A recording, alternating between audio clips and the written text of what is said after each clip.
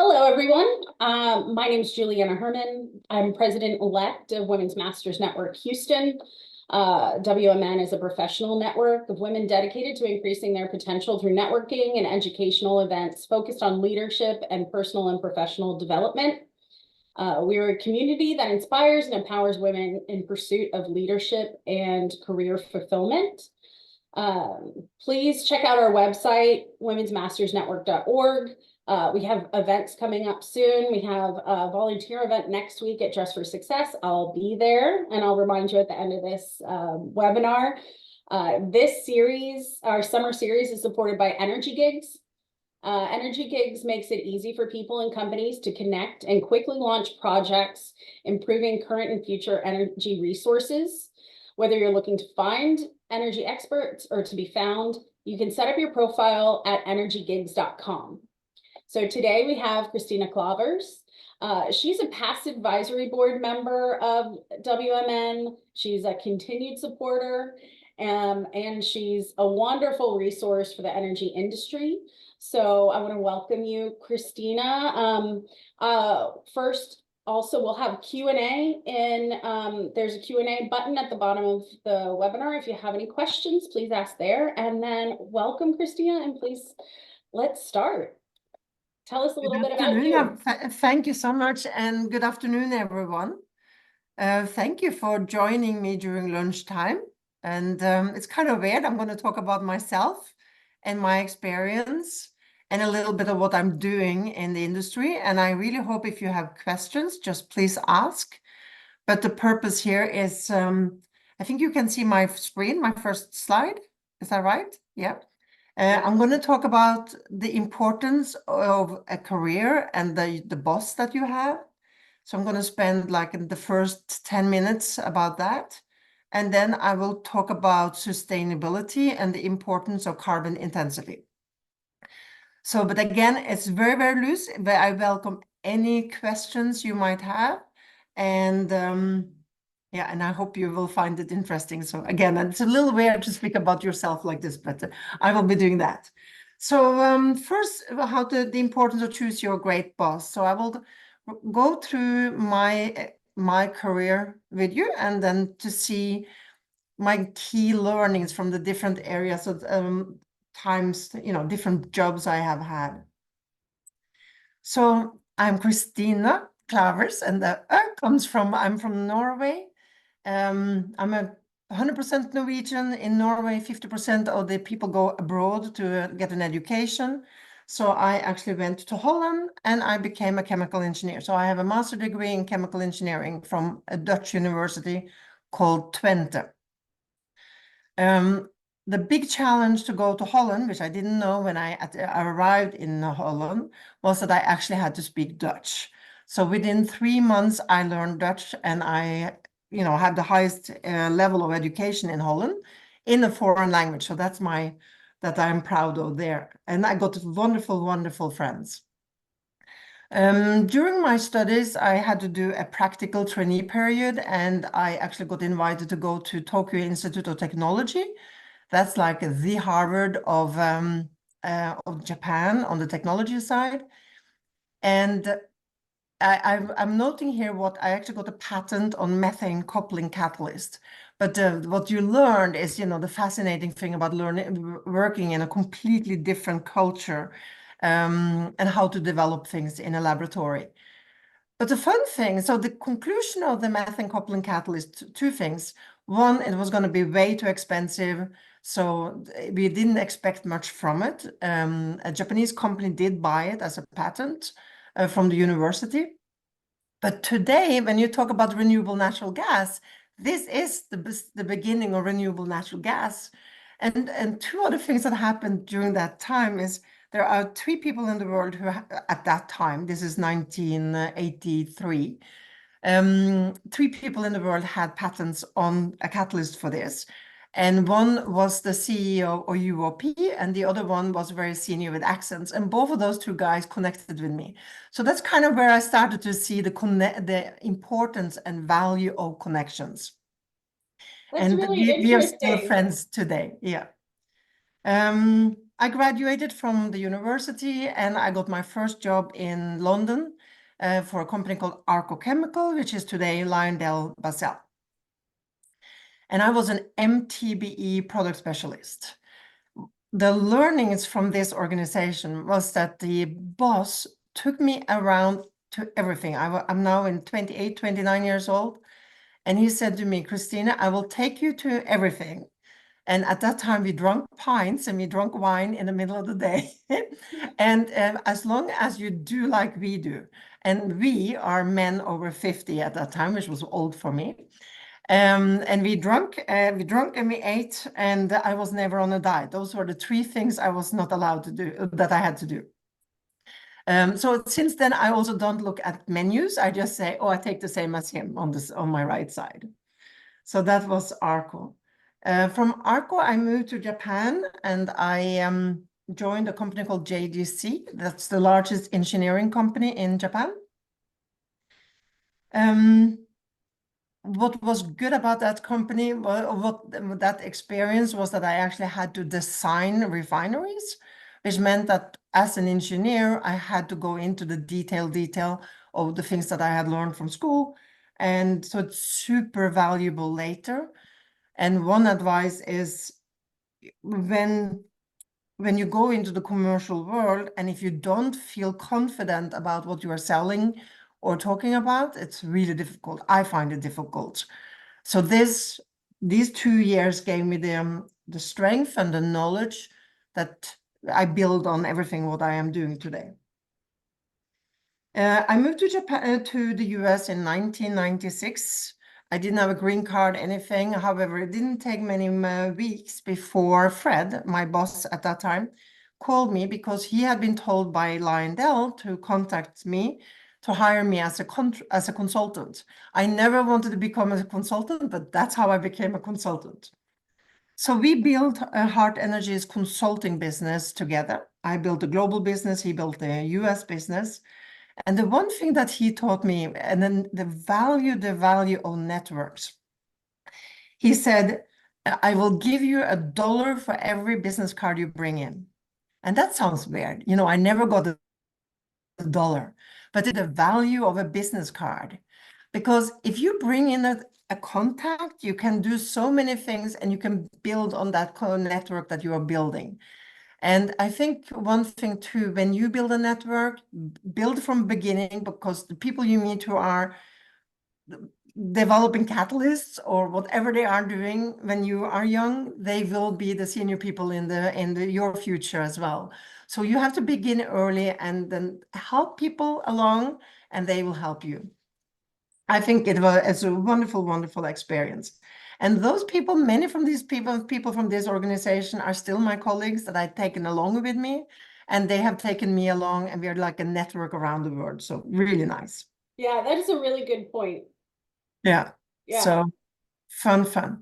So with Hard Energy, I had the experience to build a consulting business in a publishing business. Oh yeah, one thing that I wanted to say on here. So because I worked in a publishing company, I had the opportunity to become a publisher. So I did. So 5% of my time I was allowed to work on a magazine. It was called Fuel. I had the best people within Heart Energy to help me. I bought Oprah magazine because I love the colors that she uses, and I copied her colors into my magazine. It was, as I said, Fuel. But the cool thing about being a publisher is that when you call a CEO of a company and she or he get asked to be interviewed, they 99.9% certain will say yes. While as a consultant, you call the CEO of a company, they say, oh, contact someone else, you're too expensive. So it's a great way as well to develop network and knowledge. And yeah, so that was fun. Okay, so that's an even better tip, right? That's wonderful. Like That's you right. enjoyed building that publication. It was fun for you, and then it also helped you connect with potential clients and customers and expand your network. And as a consultant, the only thing you want is always for everyone to know what you're doing. That's your goal. Yeah. So now I built and ran the consulting team at the publishing company. So Argus understood that. So they reached out to me and they wanted to build their consulting business here in the US. And so I moved over there in 2014. And what was fun about going to Argus is, one, you learn about pricing mechanisms and a pricing company. There are not many of them. So those are the ones who are setting the, you know, the price that goes into contracts. As well as I expanded my vision into crude oil. They're very big on crude oil, on gas, all the petrochemical business. So it expanded my reach into other energy areas than just fuels. And then with that, I came to my role that I am in today. So today I manage the renewable diesel and sustainable aviation fuels part of EcoEngineers. And we assist companies that are investing in low carbon activities to actually get the credits that they think they're going to get. So we are that last link to help companies be in compliance, which the government or the registers are requiring in order to give out whatever they're giving out on the credit side. And I will get into the second part of my presentation is all about what I do for EcoEngineers. So in summary, in my career is I'm a fuels person, and that just became like that. So I didn't know why I went into chemical engineering because I love cooking, baking cakes. I baked a cake a day when I was young. And I just love fuels is exactly the same as all these molecules that you put together and you get into different products.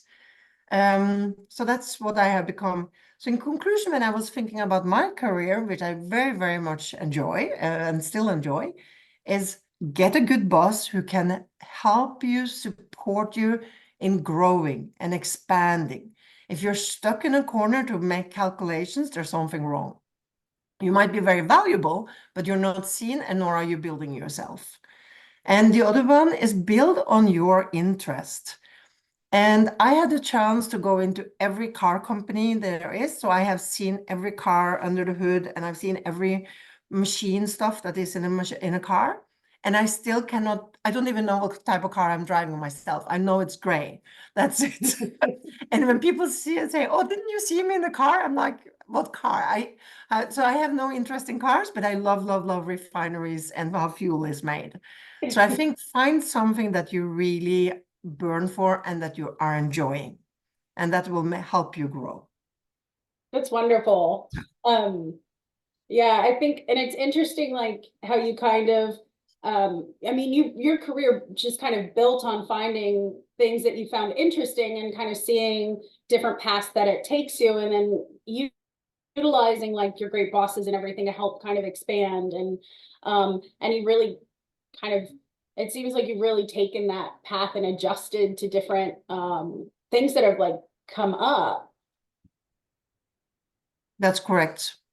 And take every chance you can. You know, if you get asked to go or see something.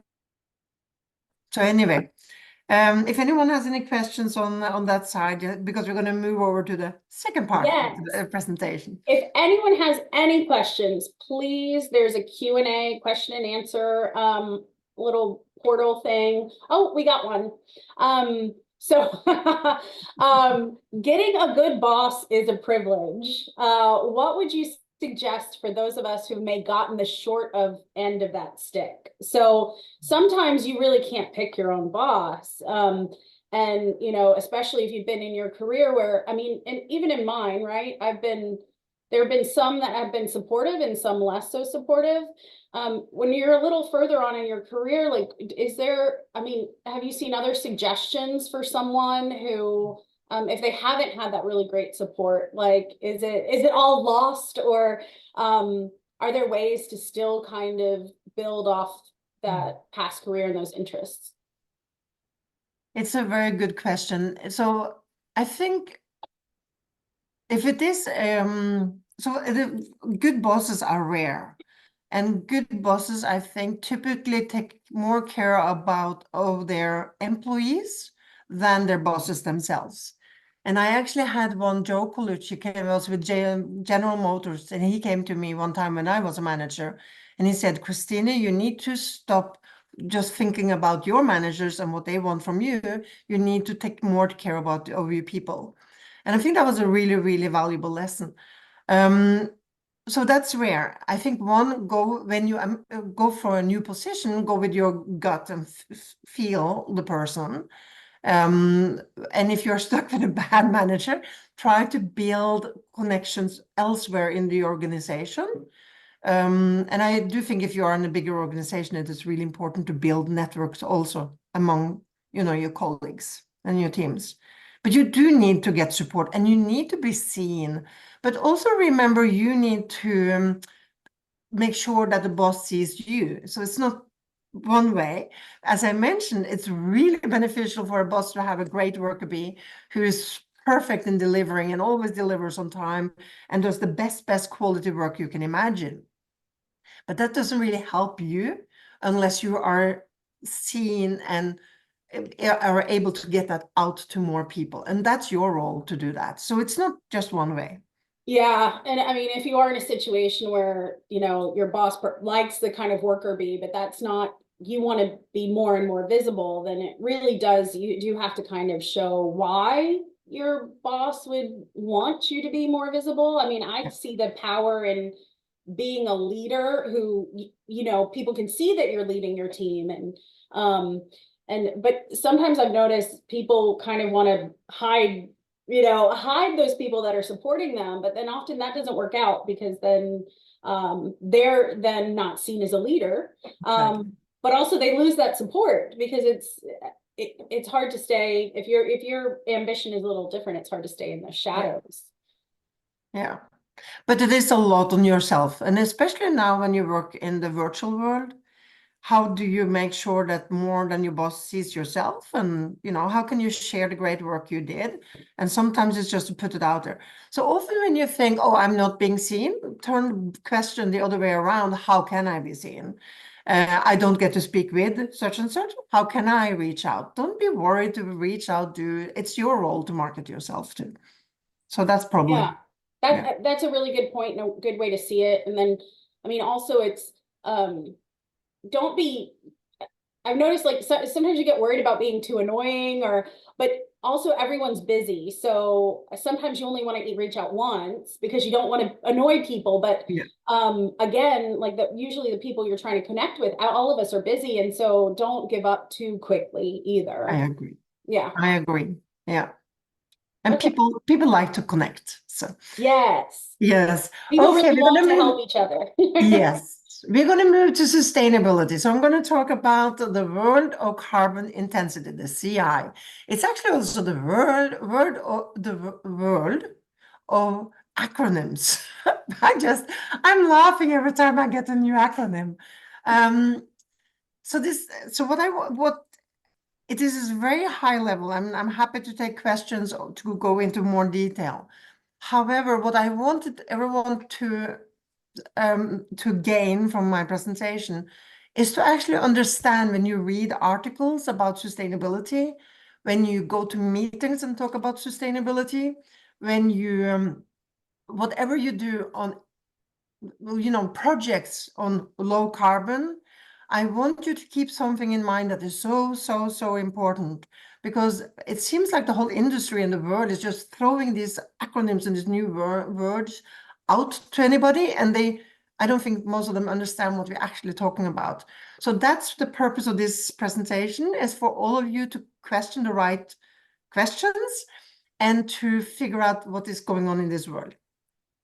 And I think, there's so much money going on in this world, so everyone wants to be part of it.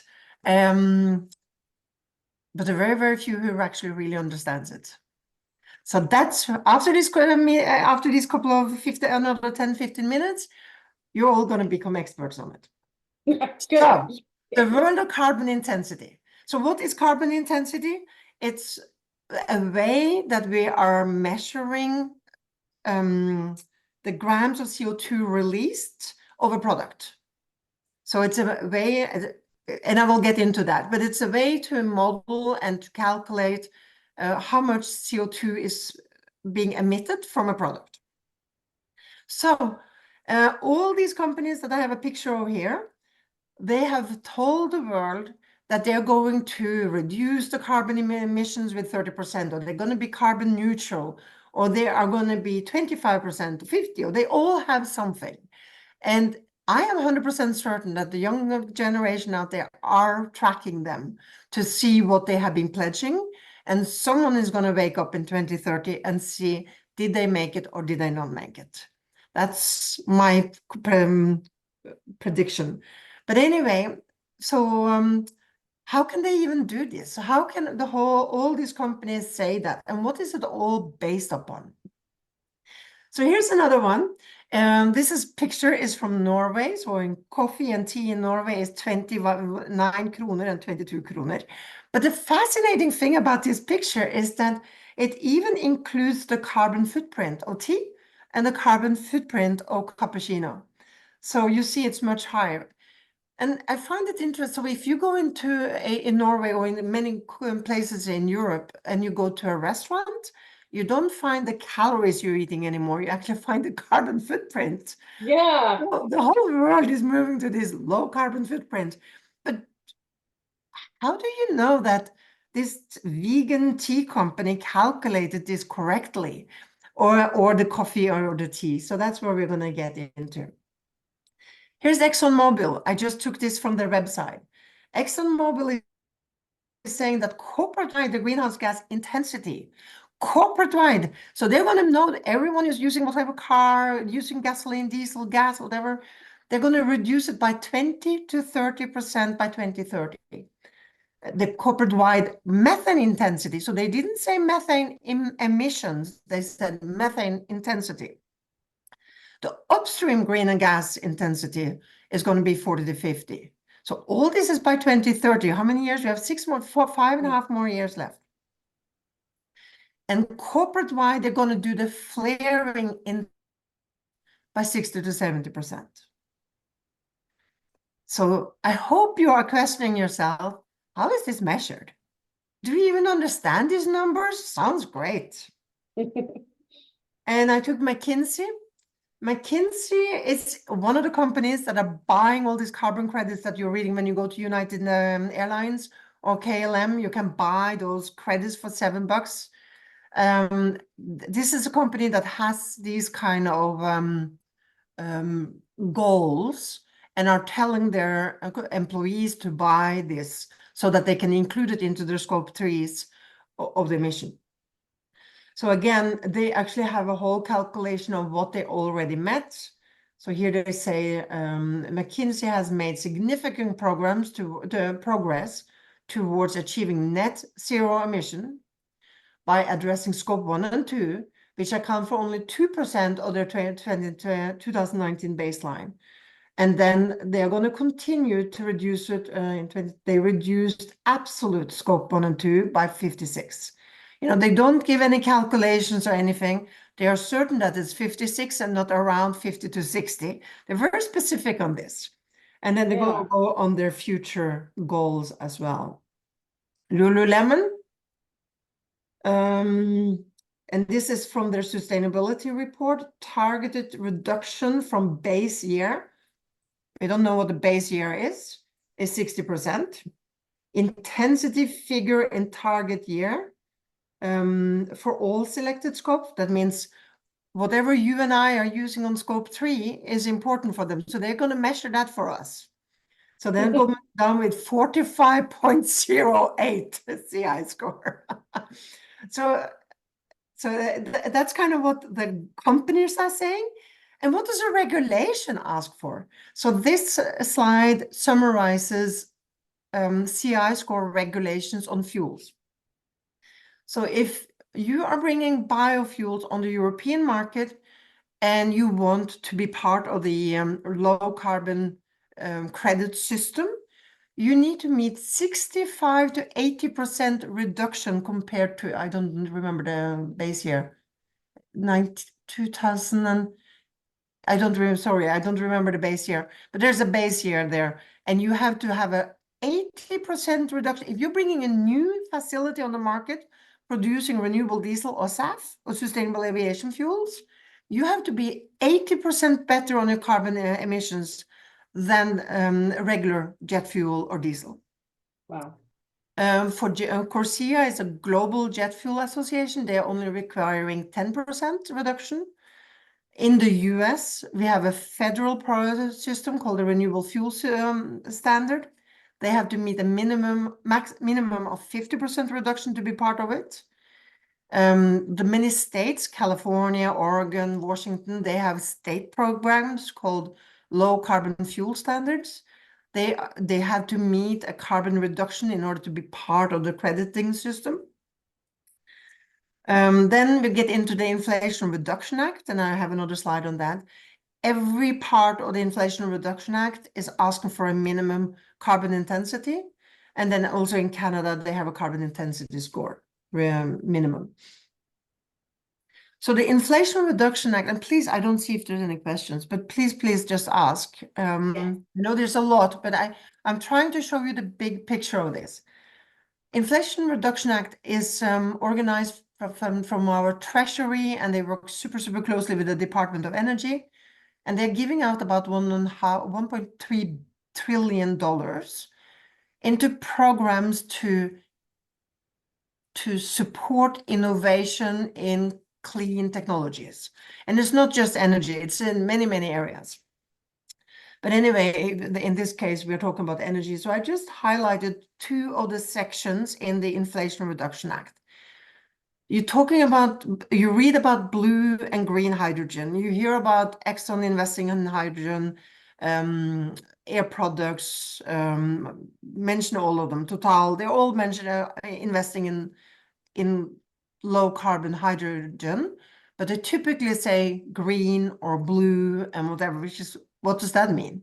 But anyway, in order to get money from the IRA, Inflation Reduction Act, you have to meet a 0.6 kilograms reduction.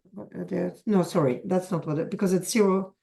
Base credit amount is $0.6 per kilogram multiplied by the applicable percentage. Ranges from depend. So the money that they get depends on the reduction in carbon intensity score. For sustainable aviation fuels, exactly the same. However, there's a threshold. You have to at least be 50% reduction, and then you get additional money if your score is lower than 50%. Okay. So all these CI scores are measured on something called a life cycle assessment. And there are several models on life cycle assessment. For those of you in the energy and the fuels business, you might have heard about GREET. GREET came from Argonne Laboratory, and it helps us calculate the CI score in the US. In other countries, they use different models. In other programs, they use different models. And in every program, they have different default values and different calculations. So what I wanted to show here, when you do those life cycle analysis and talk about CI scores, it's really important to define what you're talking about. So if Nike is talking about the carbon intensity scores reducing by 60% or 50% or whatever, it is important if they're talking about one shoe or two shoes. When Lululemon or any clothing company is talking about it, is it the size extra large, or is this the new cropping model? So again, we need to understand the calculations. We need to understand the base that it is calculated from. And the units you're working on too is really important. Here's another example of life cycle analysis and how they are different, and where we as experts and industry expert need to question. A study was done on is plastic cups better than paper cups in 1995? And clearly plastic cups were way better on the greenhouse gas calculations than paper cups. However, they did the same study back in 2017, and they found that the ranges were plastic cups had a much bigger range than paper cups. And then, again, you have to kind of do more than just looking at that number to see what is better than the other. here is a very complicated document, but this is what you have to go through to do a carbon intensity calculation of sustainable aviation fuels. And if that sustainable aviation fuels is going to come from the farming practice to ethanol, and you add some carbon sequestration into it, all of that has to be calculated. And you need to include, is your truck being fueled by diesel or gasoline? Is the ship being fueled by LNG or methane or methanol or whatever? So there are so many things to look into. And the energy mix in Texas or in Houston is very different from the energy mix in California, which is different from Norway, where most of it is from hydro. So again, a CI score is super complicated. It takes a long time before a company can actually use the CI score, because the CI score has to be calculated. It has to be submitted to the regulatory bodies, and it has to be verified. So this is taking a long time before you get a good CI score. Here's another example of differences. These are 4 different models, same production. So here they are getting gasoline or ethanol from corn or biodiesel from soy. 4 different models with completely different CI scores and indirect land use values. Not only are the calculations different, but also the way the models have been organized are different. So here you see the US GRID model and how they actually allow for soil management to reduce the carbon footprint by allowing for this different type of soil management, while other regulations do not allow for it. I don't know why that one became in there. The Lululemon doesn't belong in there. So that, I think, is make sure that you do and know what model you use, define the parameters, the right data. Should you use the data that you get from an engineering company? Should you question that data? Is that data actually going to be applicable to you that is in Mississippi or in a different place than the engineering company is calculating? And so there's so many questions, and it is all about compliance, because we are not working in a market-driven market anymore. We are working in a regulatory-driven market. So finally, verify. So tons of companies have been caught in calculating or announcing their carbon reductions incorrectly. And so after you calculate it, you have to verify it. And there are companies who are experts on that. So that's one of the things EcoEngineers is doing. I will do a little plug in there. But we also do the life cycle analysis. So this, you do not want to be in the headline news that you are doing anything wrong. We get calls or emails all the time from the top management in companies saying, do whatever you can, but make sure you follow the regulations, because we do not want negative press. And negative press these days with all the media and electronic media that we have goes really, really fast. That's what people thrive on. So in summary, life cycle assessments are still developing. So when you think, oh, I don't understand this, no one understands it. Just ask questions. No questions are stupid in this area. Regulations are model specific. The models are not the same. The default values are not the same. In some cases, default values can be exchanged with your actual value, but that has to be verified. Energy sources vary. The handling of the co-products. Can you imagine doing a CI score of sustainable aviation fuels, and you also produce LPG and some other products? So who's going to get the credit? The one you get credits from, or the other products that don't get any credit? And data might not be available, so you need to then assume data, and you need to make sure that you assume the right data. Yeah. So that's just kind of it's a complicated world. As the EPA like to say, there's a sophisticated world. Here I took a picture of donuts down the road. I think that we will even buy donuts based on CI scores. So it's not the red and the white and whatever, it is based on the CI score. Everything, if you look at the regulatory market, the voluntary market, it's all based on CI score. Industry goals, we saw that in the earlier slide, and countries are saying we're going to be carbon neutral and so on. So all this has to be measured. So make sure that you put the compliance team up front. Compliance teams are really, really important. What I find, they are scarcely manned. They have too few people in them, and they don't have the experience or the and they don't get the top management are not including them early enough and sufficiently. Make sure that you have good data and verify your data. And that was the summary of what sustainability is. And we have a question. Oh, we do. Good.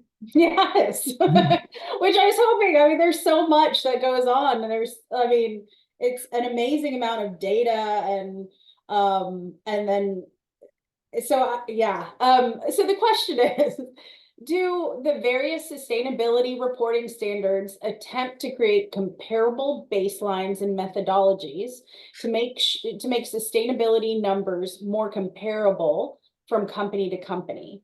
Are there initiatives to move entire industries to a single standard? Perfect question. And there are in initiatives. The IEA is working on one on fuels. I know the EPA did a comparable study a couple of years ago. But the problem is every state, every company wants to be a little bit different. And every company thinks that they are a little bit unique. And not all of these models are beneficial to every company. So then they make changes and then it becomes a big mess. So there are initiatives, and I hope and I wish in the future that they will be more similar. But it definitely is currently not. If you look at fuels, and we have fuel quality is kind of the same. Fuel quality around the world is all a little bit different because every refinery is a little bit different. Yeah. So it's kind of a little bit like that. But it is fascinating to me that even the states in the US are using different models. So California is definitely the one that is furthest ahead. And they built big databases, big models, a lot of default values. They do a lot of calculations. But Oregon and Washington just have to do it a little bit different, which is great for EcoEngineers. We welcome everyone. We can help anyone. Yeah, I mean, I just so I have a background in market analysis, and I love data. And I mean, like honestly, you look at the picture of the donuts, and you're like, I mean, if you had all the data you needed, and you could actually track everything, I mean, you could get down to like you did with the tea and the coffee, but you could get down to the color of the donut, like which one has reduced footprint and intensity, and so it's I can see how, like when I look at some of the companies, I wonder if their teams got just excited about their reductions, but they weren't really capturing the details that you discussed. And then then they're caught in this, making assumptions that really aren't uh, accurate or within the regulatory requirements. And I mean, I assume we're going to continue to see that for a while until things like settle a little bit, hopefully, where they are using more resources like you and EcoEngineers and putting these plans together. So I think what you are saying is we need to keep in mind that this is kind of a early beginnings. Yeah. And we all will kind of morph into something. So hopefully we will be more synchronized and organized. If you look at the jet fuel industry, you're regulated by the state because you can get carbon credits for it. you're regulated on the federal side, and you're regulated on the international side. And they all have different requirements. And just, I don't, again, on the people on the call, I don't know how much details we need to go into, but if you look at ethanol and when you do farming practice, you actually need to look at the usage of your land, and it's called indirect land use calculations. In the CORSIA, the global jet fuel calculations, you have a default number of 29 something, while in California has, is it 9 or 2? But, you know, multiple lower than in CORSIA. So then how to make these calculations? And then you need to make many calculations. Yeah. And one of the things that I think what I mentioned all in the front, I do believe that people are going to sit and look at websites and see that IKEA made a statement that they're going to be carbon neutral, and someone is going to go back there and calculate. And lawyers is going to love us. Yeah. Yeah. Well, you have like, yeah, there's a lot to do. We gotta comment that it was a great presentation. And thank you. If you have any last questions, please ask them now. And then if not, oh, we got one. Great presentation. The question is, who, in your opinion, needs to take the lead for standardizing CI scores across industries? For example, a regulatory body that is government funded? Yeah, that's that I'm on. I haven't thought of, but that's probably where it should be. And so back again, my experiences on the fuel side. And I know there were like funds by the EPA that they traveled around the world and shared the good practices in the US. And I don't think those things exist anymore. Yeah. So yeah, Yeah. and then it is companies like ourselves, but you know, we follow what we're being told to by the different entities and groups. Education is huge. We all need to be educated, better educated in this area. And I see people going into, oh, I'm going to work on this low carbon project, and they don't question all the things that we just went through. So I think, again, I think this is really, really important to just understand reading the newspaper.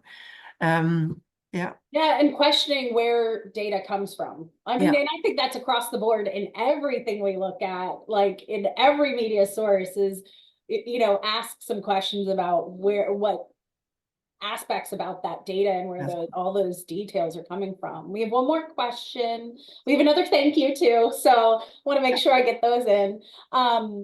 Also, do you have any advice for those interested in either working in sustainability or helping their existing employers address sustainability?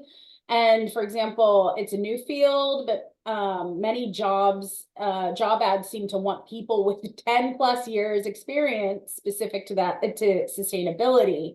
So I think it's kind of a little bit twofold. Like, how does someone get in that, or how does someone help their company? And like, is there a little bit of misunderstanding, within the industry, like how much experience people can have? Absolutely. So let's start with the how to get into sustainability. So first, if you go to EcoEngineers website, there's tons of jobs available. That's number one.